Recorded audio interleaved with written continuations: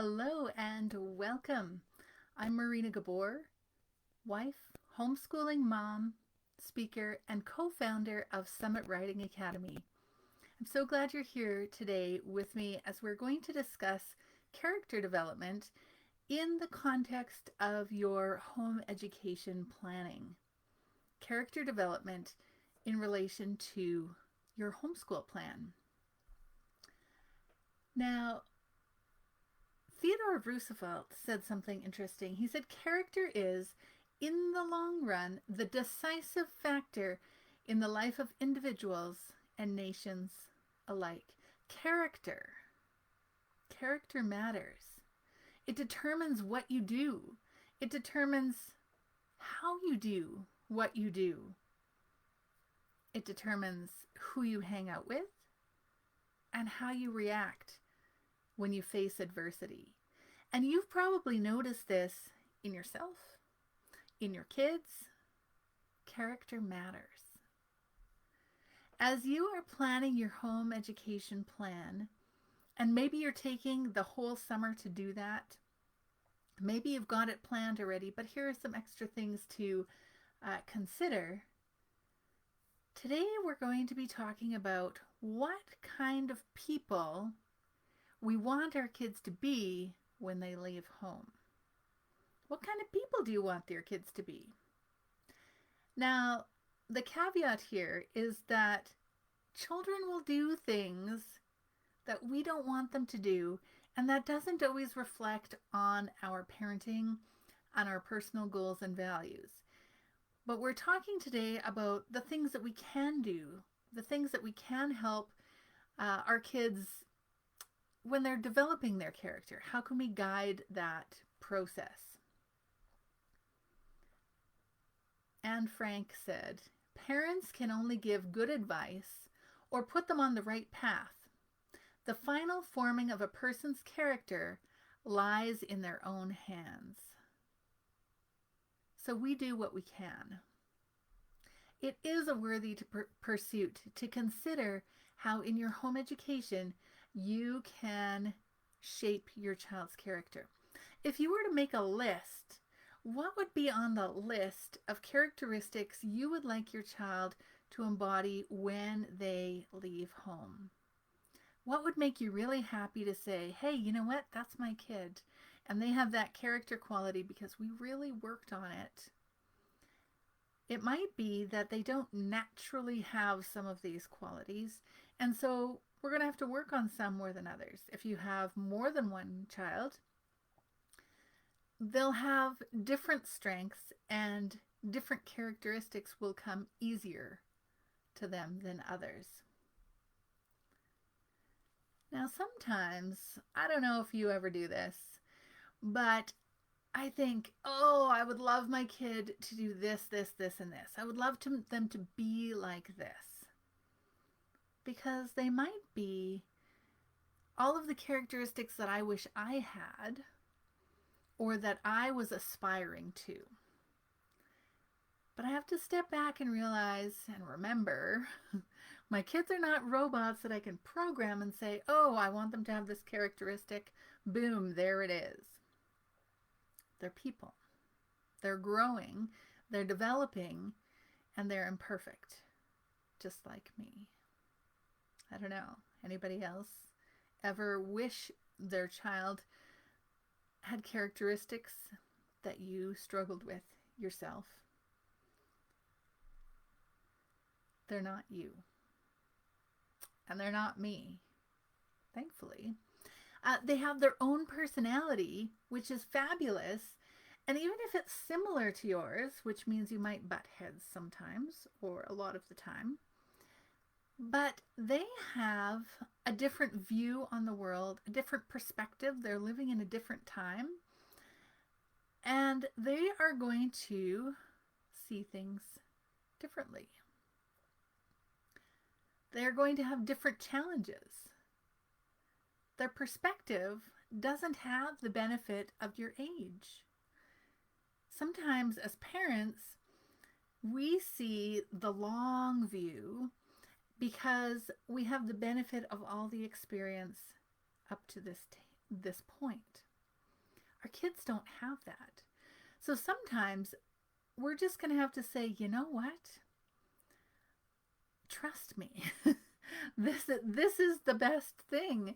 You need this character quality because here's how it will help you in the future. Because they can't see past where they are right now because they have limited experience. But that doesn't stop us from envisioning what our child's potential best self could be. And this is something that you can discuss with your kids regardless of their age. You can start talking about different character qualities, the values of them, and how you might start building those in and working on them. If you've got a list, if you've jotted a few things down, take a look at it. We're going to talk about 3 character qualities and how you might include those in your home learning environment. Perhaps you would like your child to be the kind of person that is flexible. And you think, flexibility is a character quality? A character trait? Yes, the ability to handle change. We have had the need for a lot of flexibility over the last few months. How have you handled it? How have your kids handled it? It's a skill. It's a character quality. It can be developed. It will do them well in the adult world to be flexible. Perhaps integrity is one of those at the top of your list. Do you want their word to mean something? When they agree to a task, they follow through, whether somebody's watching or not. Perhaps kindness is on your list. Kind not only to others, but kind to themselves. Are you kind to yourself? You'll notice that none of these characteristics or qualities involve academics. I didn't say math or science. Those aren't character qualities. However, the character qualities, the character of your child determines, to some degree, how well they will do in their academics to the best of their ability. So these character qualities, they can be nurtured, they can be developed in your home learning environment. And these values, these character qualities that you instill in your child as they're growing up, they may toss them aside for a while, but they will be ingrained and they will remember the things that they learned. If you've taught them to be flexible, that will become part of their personality, even if it's not something that they naturally gravitate to. They will know how to overcome their regular habit of not being flexible and realize, oh, this is a situation I need to demonstrate flexibility. Even if it's hard for me, I know how to do that because you taught them. You taught them how to handle change. They'll be able to cope better. You'll be talking about coping strategies. Because if you're not normally a flexible kind of person, you need some coping strategies when you feel like your well-structured world is falling apart. You need to be able to cope. Integrity. It's a skill that you can be teaching every single day.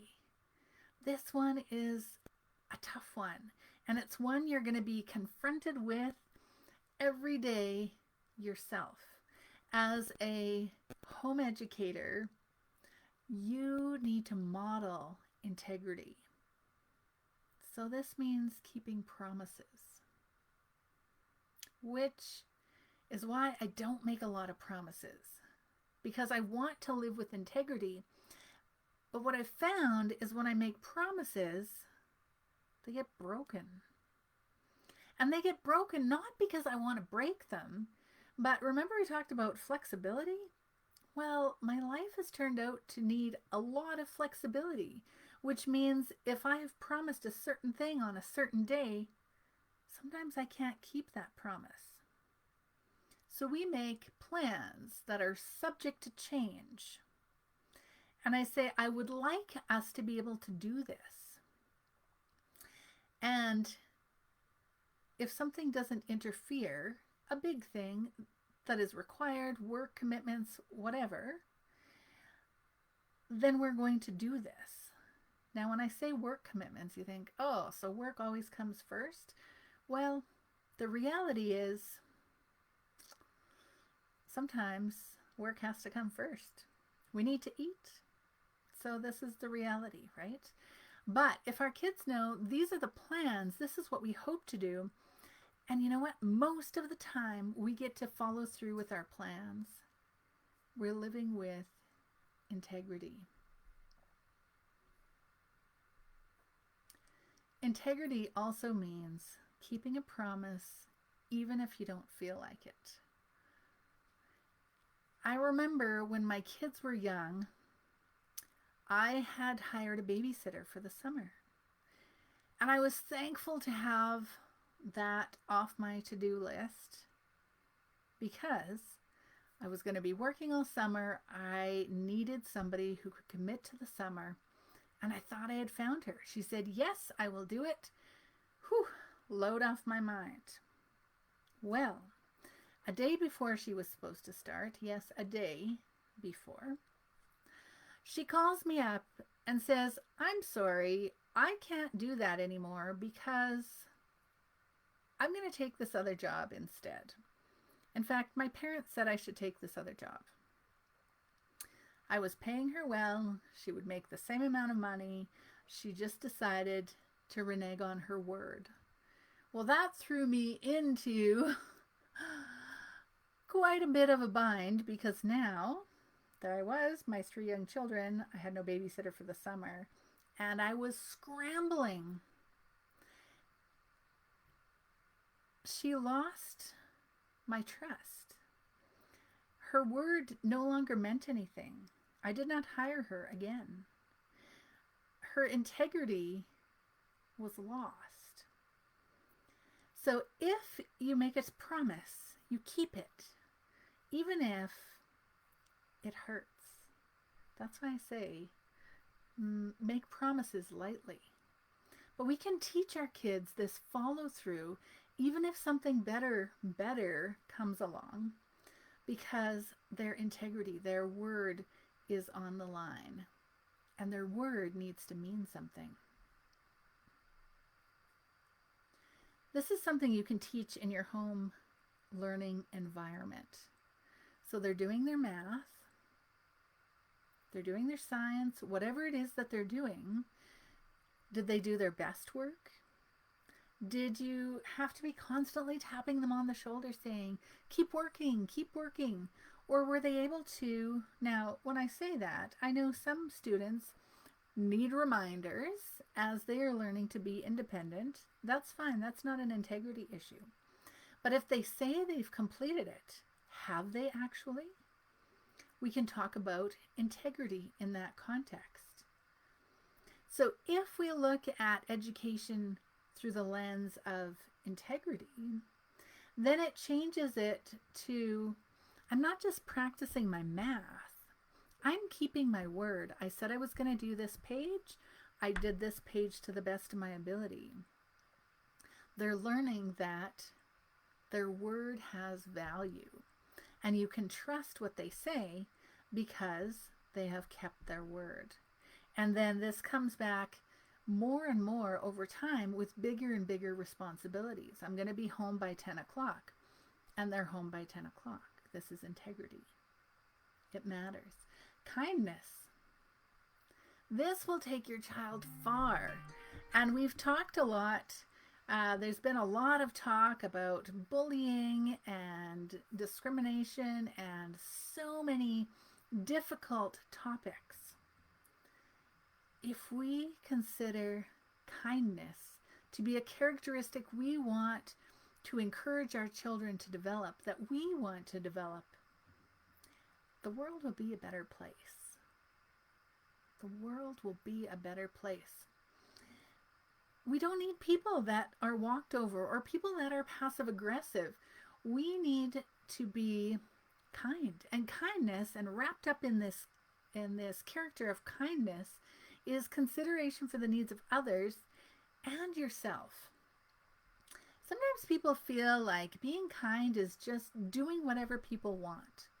Well, that's not being kind. That's not the case at all. Yes, we do need to consider the needs of others, and this is something that can be practiced at home. Anybody have more than one child? If you have more than one child, guaranteed at some point, no matter how nice your kids are, there will be sibling rivalry. Guaranteed. Here is an opportunity to work on the characteristic of kindness. How can we be kind to each other? How can we work these things out? Kids aren't born knowing how to resolve conflicts, so we're going to have to teach them the words to use so that we can consider the other person's perspective, their point of view, and move forward kindly. Now, this might sound kind of pie in the sky. Wow, like that will ever happen. My kids fight so much. It needs to be taught and modeled. So are you kind to your children? Do you consider them people? Do you think about what feelings they have? Are you kind to them? I know these are hard questions. Sometimes we just get so busy parenting, we forget, I need to be kind. I need to be kind to my kids. I need to talk to them, not just at them. We can discuss things. We can engage with them.